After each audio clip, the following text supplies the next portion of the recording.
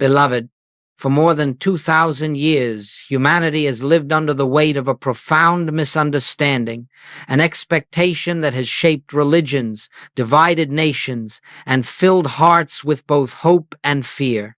It is the belief that the second coming of Christ is a future event, a moment of divine intervention, an appearance in time and space when a figure will descend from the heavens to restore order to a suffering world.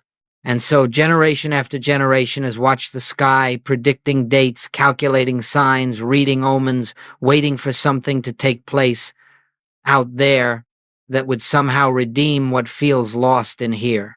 But nothing could be further from the truth. The kingdom of God, we are told, is within you, not above you, not beyond you, not waiting to arrive, but silently present, eternally complete, at the center of your very being. And yet this simple truth has been overlooked because the human mind has always sought God in form, in personality, in phenomena. Humanity has longed for an outer savior, forgetting that the only salvation possible is the discovery of one's own divine identity.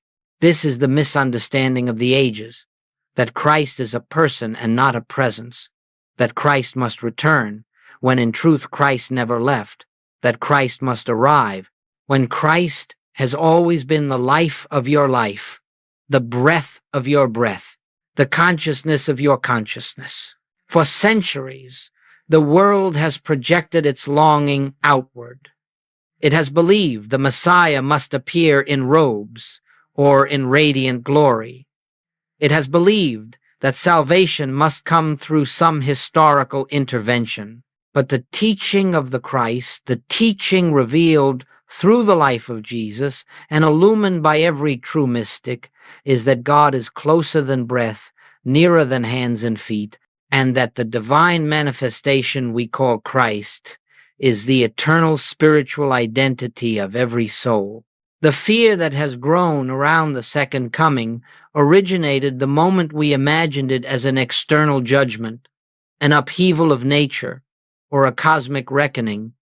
But fear always arises from the belief in separation.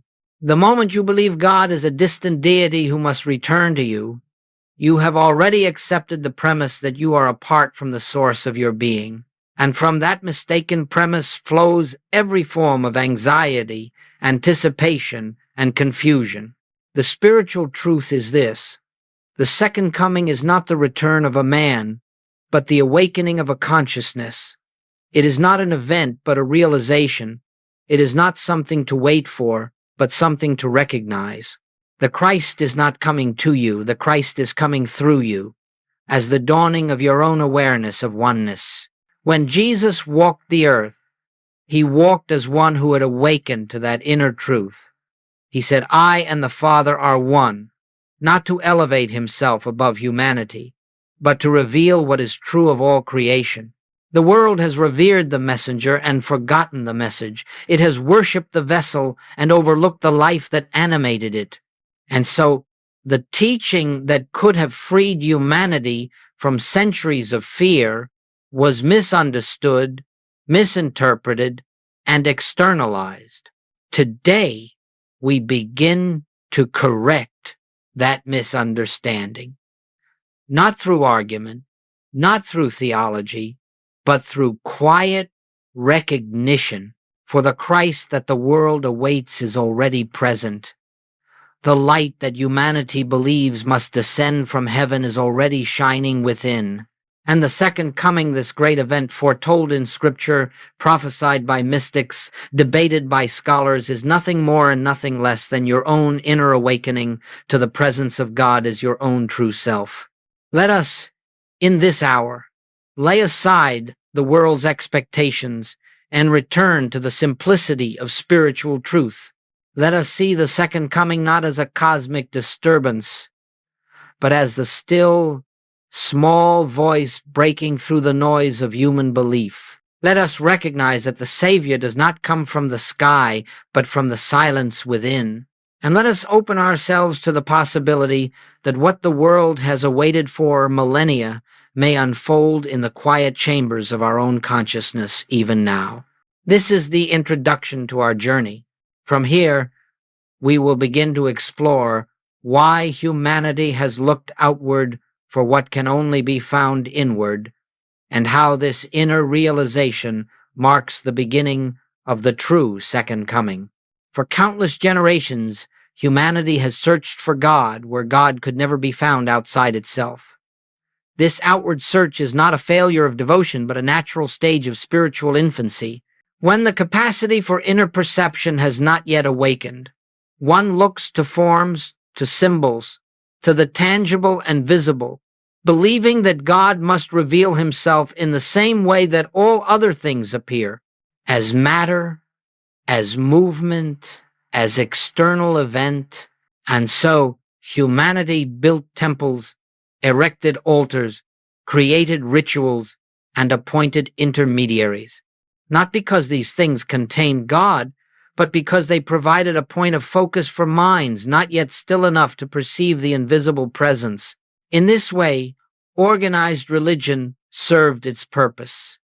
It guided the gaze of the seeker upward and outward, teaching reverence, teaching aspiration. Yet it could never teach the one lesson that only an awakened consciousness can learn, that God is not reached by stretching outward, but by sinking inward. Throughout history, the masses expected divinity to come in visible form because visibility was the only language they understood. When consciousness is unawakened, it cannot imagine an invisible kingdom, so it imagines an external Messiah. When the heart has not discovered its divine center, it imagines a God who lives elsewhere. When spiritual perception is dim, it seeks light not within but in the sky, believing that salvation must descend from above rather than rise from the depth of one's own being. This explains why humanity has clung so tightly to the idea of a coming one, a savior, arriving in a moment of cosmic intervention. It is not that people are misguided. It is that people have not yet realized the nature of spiritual reality. They believe the world they see with the eyes is the world in which God must act. They believe the events of history determine the events of spirit, and so they wait watching, interpreting, speculating on signs and wonders that could never reveal what must be known only in the stillness of consciousness. Every age has repeated this pattern. The early Hebrew prophets foretold a Messiah who would liberate Israel from earthly oppression. When Jesus appeared, many rejected him because he did not fulfill the external expectations they had cherished. They wanted a warrior, a king, a visible triumph. They could not imagine that the true Messiah had come not to change the conditions of the outer world, but to reveal the presence of the inner kingdom. And so it has continued through centuries of Christian history. The Church, unable to perceive the mystical dimension of the Christ teaching, externalized the second coming just as earlier generations had externalized the first. Instead of seeing the Christ as the divine selfhood of all, it taught that only one individual embodied this light, and that humanity must wait for that individual to return. In this way, the world perpetuated its own blindness. It searched for the Christ in flesh while ignoring the Christ in consciousness. It worshipped the historical Jesus while overlooking the eternal spirit that animated him. It built doctrines about a distant future event while missing the immediacy of the present spiritual reality. Goldsmith often pointed out that the human mind clings to form because form seems dependable, definable, controllable. But God is none of these. God cannot be confined to a form, cannot be contained in a doctrine, cannot be captured in an expectation. The divine presence is infinite, incorporeal, ever-present, and therefore must be realized, not awaited. This is why humanity has looked outward, because outward is all it knew, and this is why the masses still wait for a Messiah to appear in the clouds, unaware that the true appearing of Christ is the dawning of spiritual awareness within their own hearts. As long as God is sought externally, the second coming remains a future hope rather than a present realization. But the moment you turn from the world, from signs, from predictions, from external events, and direct your attention inward, you discover what the early disciples discovered in the silence after Jesus' departure, that the Christ never goes, never comes, but simply reveals its eternal presence. This understanding forms the foundation for everything that follows.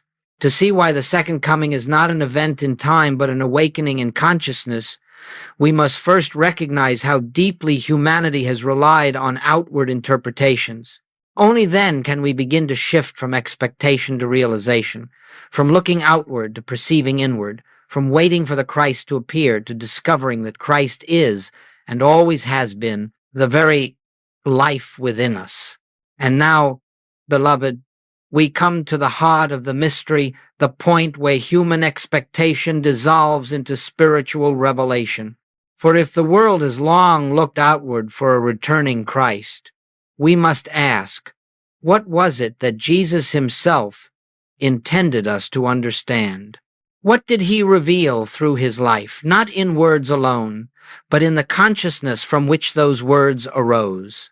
The answer is simple, yet it overturns centuries of misunderstanding. The second coming is not the return of a person. It is the awakening of the Christ within you.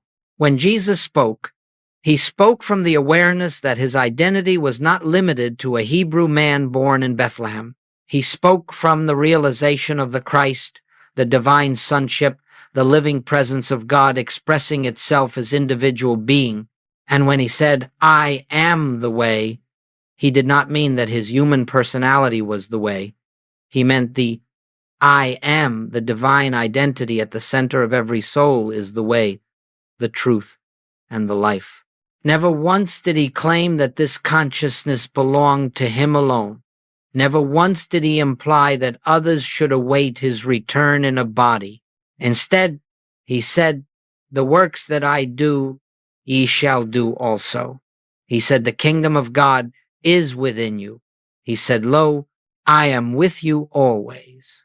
These were not the promises of a man planning to return in the future. They were the declarations of a spiritual reality available to all who awaken to it. Joel Goldsmith understood this with a clarity rare in the world. He taught that Christ is not a person, but a state of consciousness God realized as the true identity of the individual. Jesus was the embodiment of that consciousness, the demonstration of what it looks like when a human being lives in perpetual oneness with the infinite. But what he demonstrated was not an exception. It was a revelation of what is true of every soul. Therefore, the second coming is not the reappearance of Jesus in the flesh. The flesh could add nothing to your salvation. The second coming is the moment when you awaken to the same consciousness that animated him, the moment when you too can say, "I and the Father are one," not as a statement of pride, but as a recognition of truth. This is what Goldsmith called the inner christing, the dawning of spiritual identity, the recognition that the life within you is not separate from the life of God. It is not a human achievement. It is not the result of study or discipline. It is a divine revelation that arises when the mind becomes still enough to perceive what has always been. For the Christ does not come from without. It unfolds from within, like a flower blooming in the warmth of the sun. It does not enter you. It reveals itself as your own essence. It does not arrive in time. It is eternally present, waiting only for your recognition. This is why Jesus said, "Before Abraham was, I am." He was not referring to the birth of the man Jesus, but to the timeless nature of the Christ presence, the indwelling I that has no beginning and no end. To look for Christ to return in the sky is to continue believing in separation. To wait for a future event is to deny the ever-present reality that stands before you now, whispering, "Here I am. The second coming is the awakening of this whisper, the unveiling of this presence. The moment when the veil of personal identity dissolves and the truth of your being shines forth. Goldsmith reminded us again and again, the Christ is the divine activity of your consciousness. It is the presence that heals, that guides, that illumines, that sustains. When you recognize this, even faintly, you have touched the beginning of the second coming. When the sense of separation begins to fade, the second coming has begun in you. When fear loses its authority and inner peace becomes your dwelling place, the second coming is unfolding. When you no longer seek God through effort, but realize God is the very foundation of your existence, the Christ has come. And so we say, not as metaphor, but as spiritual fact. The second coming is the unveiling of your true identity. It is not an external event. It is the awakening of God consciousness within the temple of your own being. This is the revelation Jesus lived, the revelation he imparted, and the revelation Goldsmith labored to restore to its rightful place in the hearts of seekers. Let us, therefore, set aside the notion of a returning figure and turn our attention inward, where the true coming takes place. Let us be still enough to recognize that the Christ we await is the Christ we already are. And let us prepare our consciousness to receive that holy realization. And now, beloved, we come to the sacred moment when the veil begins to lift, not because something new is entering your life, but because something ancient is being remembered. The world speaks of the second coming as an arrival, but in truth, spiritual realization is always an unveiling. Nothing descends, nothing travels, nothing appears from beyond. Rather, the mists of human belief dissolve, and you behold what has always been true. The Christ does not come to you, the Christ is revealed within you. It does not enter the heart. It becomes visible to the heart. It does not begin to exist when you awaken. You awaken to the fact that it has never ceased to be. You see, the divine presence is like the sun hidden behind clouds. The sun does not move. The clouds simply disperse. So it is with the Christ. You have never been separate, never been incomplete, never been outside the kingdom. But the clouds of belief in personal identity, belief in two powers, belief in separation, belief in material existence as reality have obscured the light. And the moment these clouds thin, even slightly, a radiance begins to appear that is not of this world. This unveiling often begins quietly. There is no announcement, no trumpet, no flash of spiritual fireworks. It may begin as a subtle shift in your awareness, a softness in your breath, a gentle sense that all is well despite appearances. You may not even recognize it at first, because the Christ does not come with drama, it comes with peace. It speaks not with thunder, but with stillness. It reveals itself not in words, but in presence. Joel Goldsmith often said that spiritual awakening is the moment you realize you have been looking at life through a window clouded by centuries of human belief. As the window clears, you do not see a different world.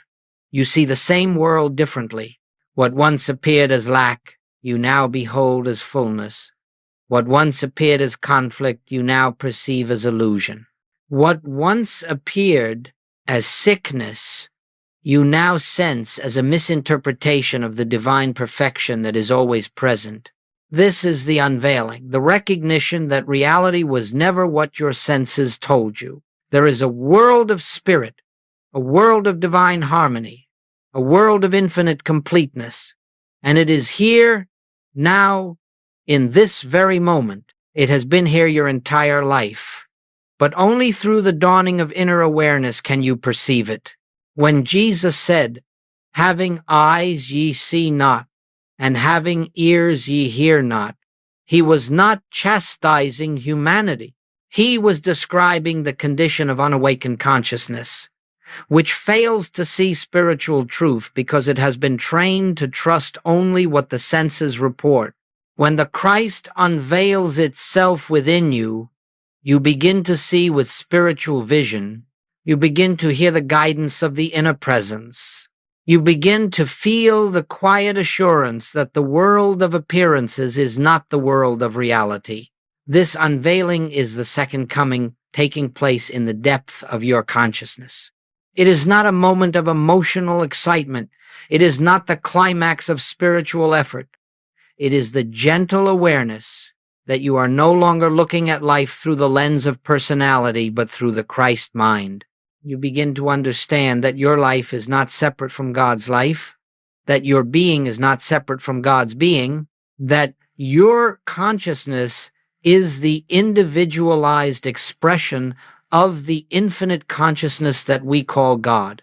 When this awareness dawns, even faintly, the world begins to change, not because the outer conditions shift immediately, but because your perception shifts. You no longer identify yourself as a struggling mortal trying to reach a distant God.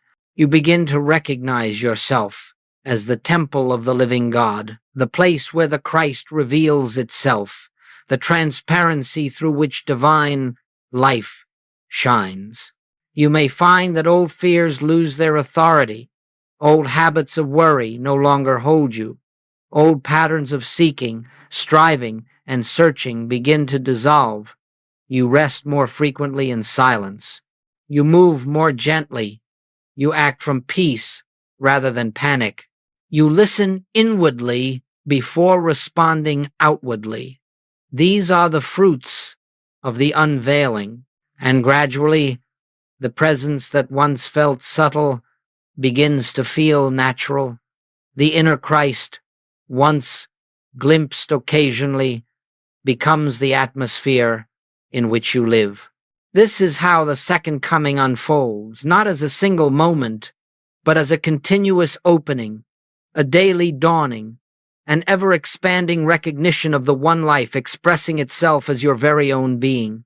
This unveiling is available to every soul because the Christ is not bestowed, it is revealed, it is not earned, it is recognized. And in this recognition, you discover the profound truth. The Christ was never absent.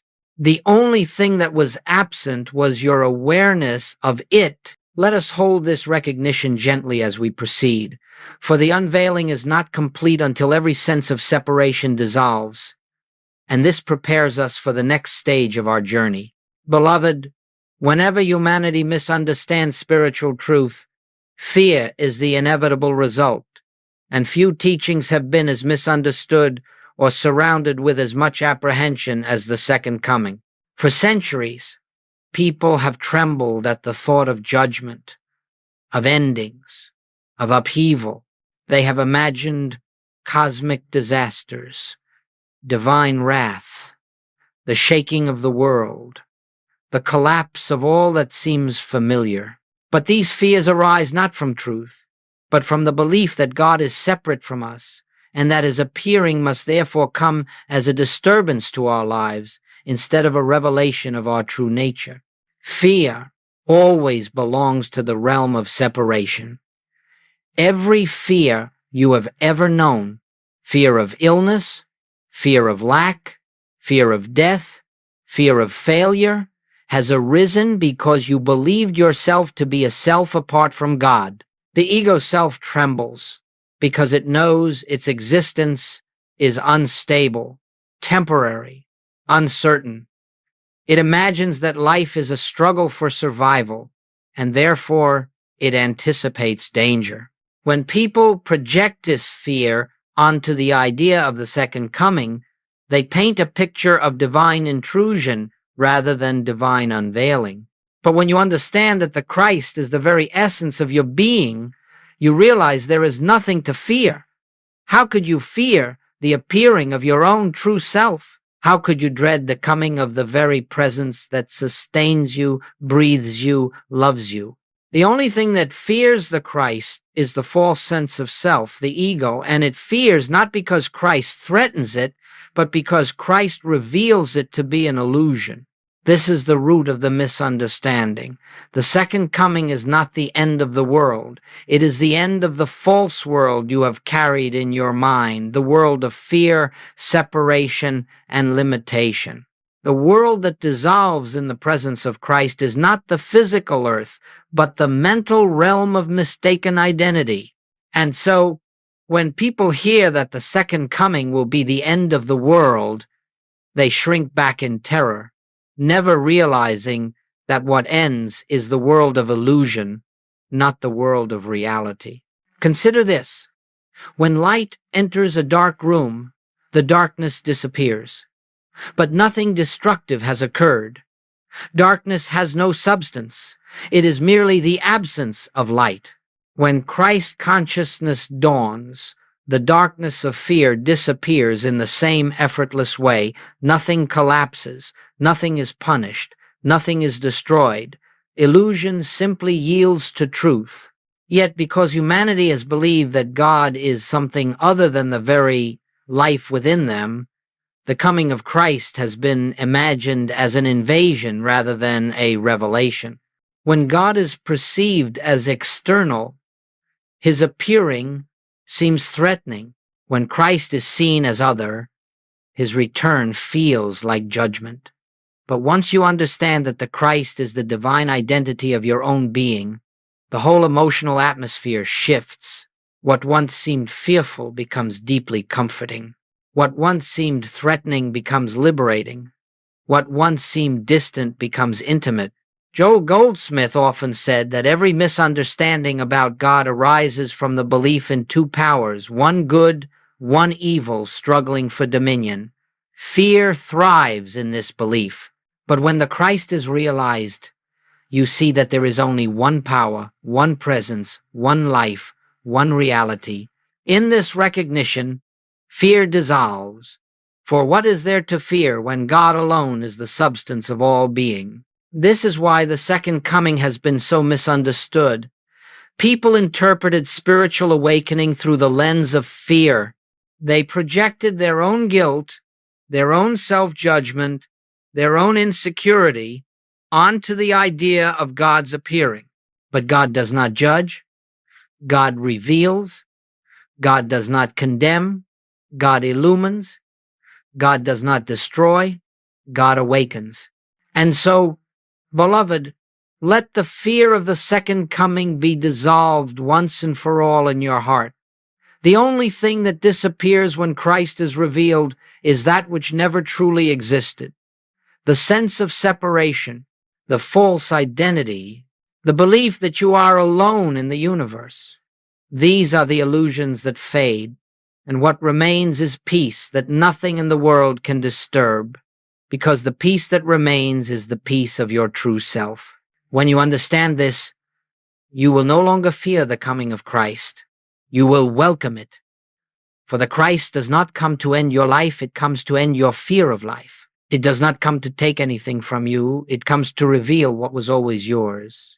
It does not bring sorrow, it lifts the veil of sorrow. It does not bring judgment, it ends self-judgment. It does not bring the end of the world, it brings the end of suffering. This is why the second coming must be understood from within. For only within can fear dissolve, and only within can the Christ appear in its true nature. Let us rest in this recognition as we continue our journey. Beloved, if the second coming is not an external event but the inner unveiling of Christ consciousness, then we must ask, how does one prepare for such a revelation? How does one make ready the temple of consciousness in which the Christ appears? And the answer, as simple and as profound as all spiritual truth, is this: we prepare by becoming still, not by effort, not by ritual, not by striving to attract the presence, but by ceasing the activity that hides it. The Christ appears not in noise, but in silence, not in movement, but in stillness, not in seeking, but in surrendering. For the divine presence does not approach the soul through the doorway of human effort. It reveals itself when human effort yields to the quiet awareness of what already is. Joel Goldsmith taught that true spiritual practice is not a reaching outward, but a sinking inward, a gentle resting in the truth of one's own divine nature. And so we do not prepare for the second coming by watching world events, by studying prophecies, or by attempting to discern signs in the heavens. We prepare by creating within ourselves an atmosphere receptive to revelation. This preparation looks like silence, not empty silence, but living silence. It looks like a few moments in which you release concern for outcomes, release personal striving, release the belief that you must accomplish something spiritually. It is the silence in which you say, not with words, but with awareness, "Here I am, Father. I am still. I am listening." You may sit quietly for a moment in the morning, not to ask, not to receive, not to get, but simply to recognize that God is here. You may rest for a moment before making a decision, acknowledging that divine wisdom is the guiding intelligence of your life. You may pause during the day, not to correct a problem, but to remember that in the presence of the Christ there are no problems, only appearances, awaiting the dissolution of your belief in them. These moments of quiet recognition are the opening of the temple door.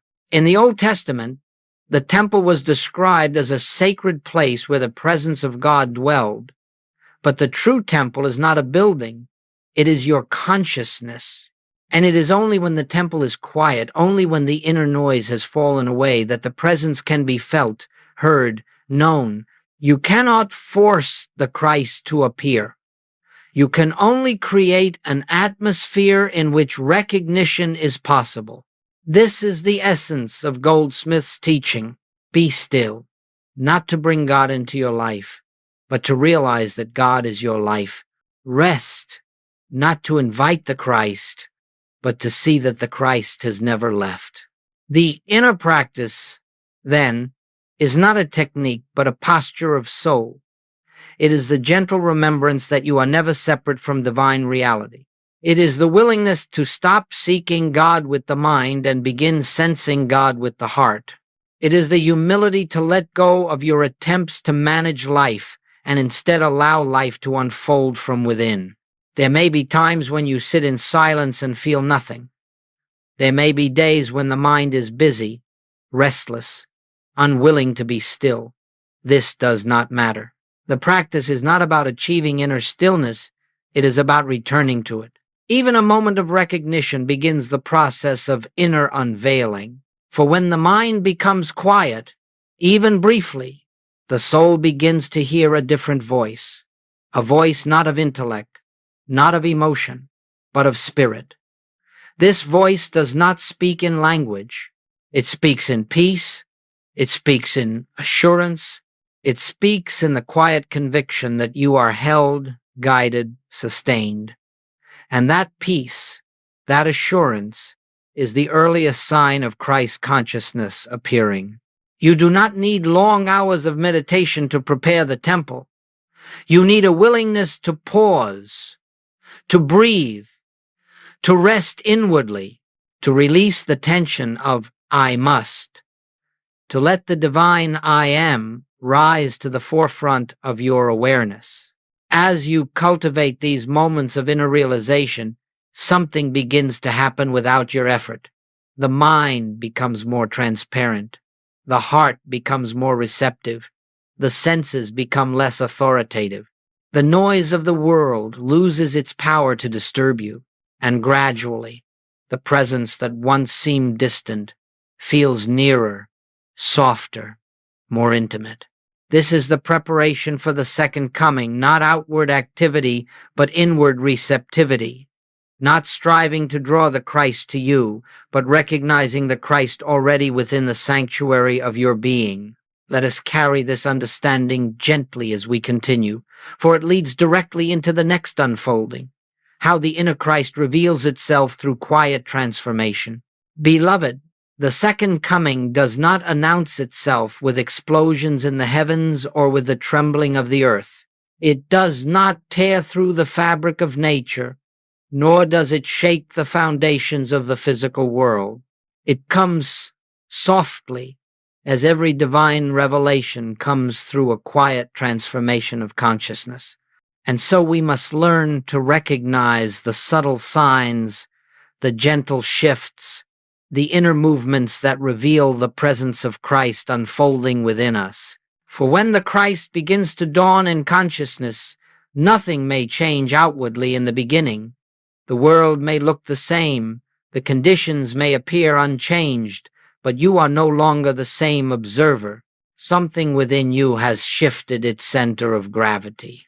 Something in you has begun to see life not from the standpoint of a separate self, but from the presence of the infinite within. One of the first signs of this inner coming is a softening of fear. Fear does not vanish overnight, but it begins to lose its authority. The things that once terrified you no longer have the same power. You notice that you respond differently, not with panic, but with a quiet assurance that something greater than circumstance is present. This assurance is not psychological. It is not based on hope. It is the beginning of the Christ appearing, the inner sense that you are not alone and never have been. Another sign is the loosening of personal will. You no longer feel compelled to control every detail of life. You begin to see that life unfolds more harmoniously when you allow the divine rhythm to guide you.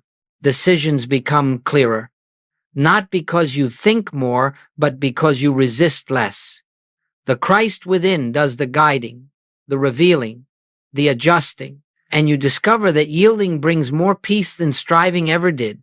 There is also the emergence of spontaneous peace, a peace not tied to circumstances, a peace that appears without reason. You may be in the midst of challenge, yet you feel an undercurrent of stillness, as though something in you is holding you above the waves. This peace is not created by the mind. It is not the result of affirmation or discipline. It is the natural atmosphere of Christ consciousness beginning to permeate your awareness. In the unfolding of the Christ, you may also notice that problems appear less solid, less threatening, less real. It is not that you deny them. It is not that you pretend they are not there. Rather, you perceive that behind every appearance is a divine reality untouched by the situation. You begin to see disease not as a power but as an appearance. You begin to see lack not as a condition but as a concept. You begin to see conflict not as truth but as misperception.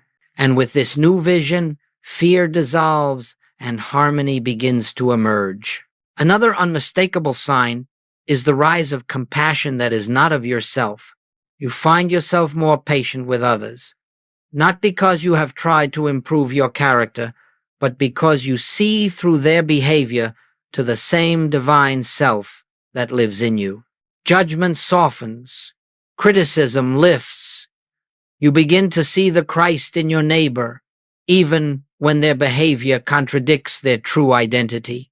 This is the Christ, seeing itself through you. Then there is the sense of inner guidance, which becomes more frequent, more natural. Not a voice, not an instruction in words, but a quiet knowing, a direction that arises from silence, not from analysis. You begin to trust this inner movement because you recognize that it does not come from personal thought.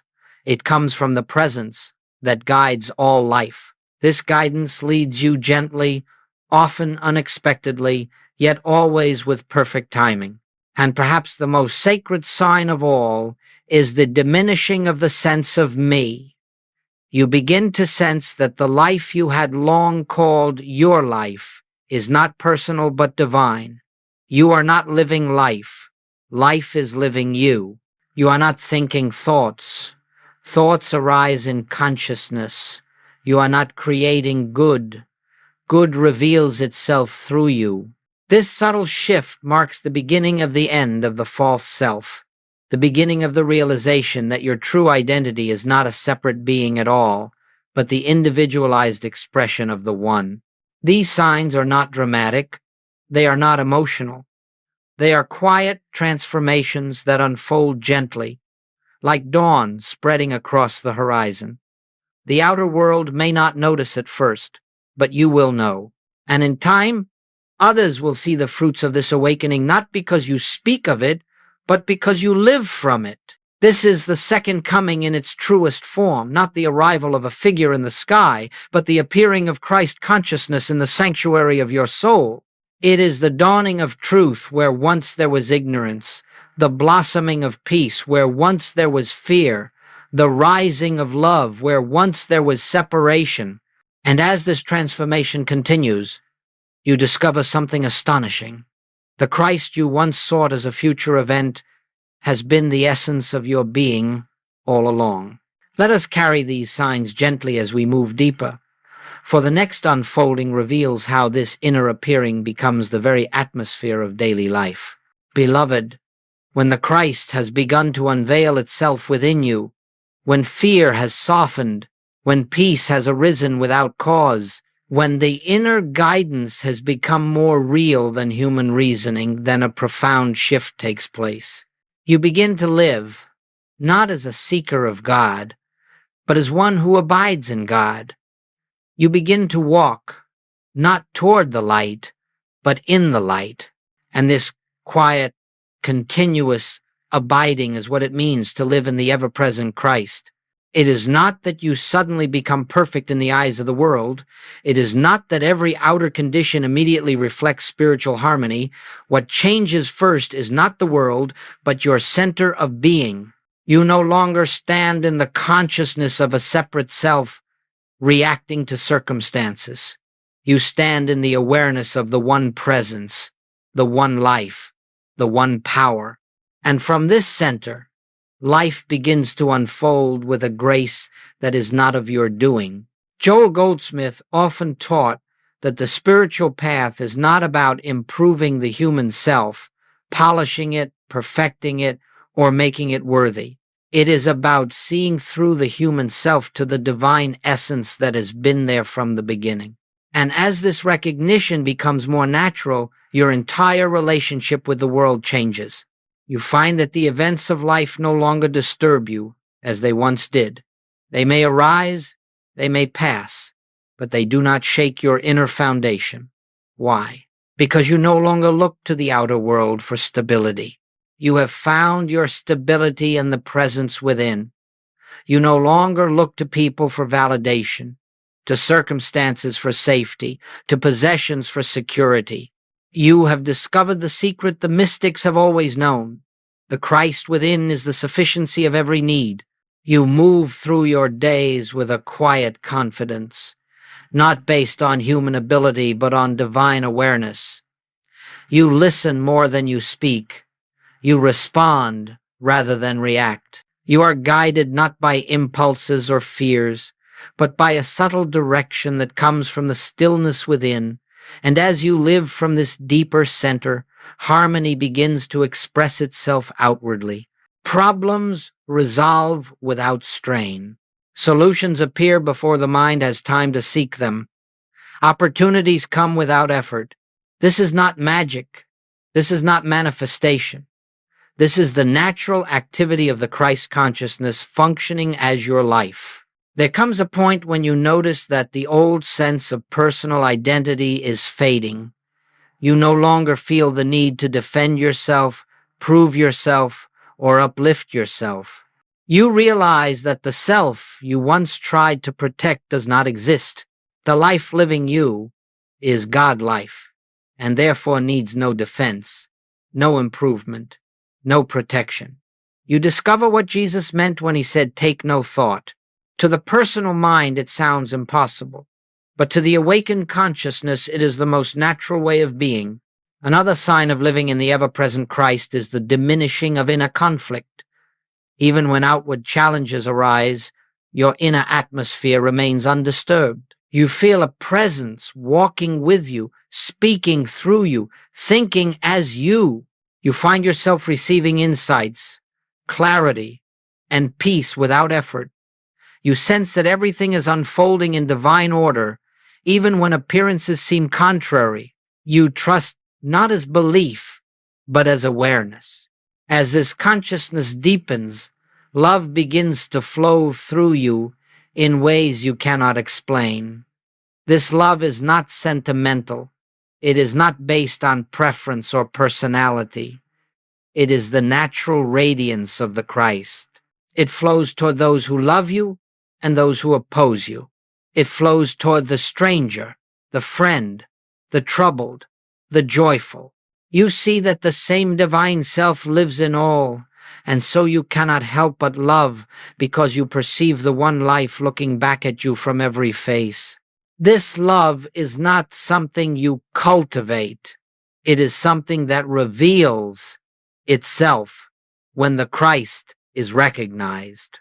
And this love heals not because you try to heal, but because healing is the natural activity of the realized presence. Living in the ever-present Christ also means that you begin to act without personal purpose. You no longer push life. You no longer try to make things happen. You simply allow yourself to be an instrument through which the divine can express.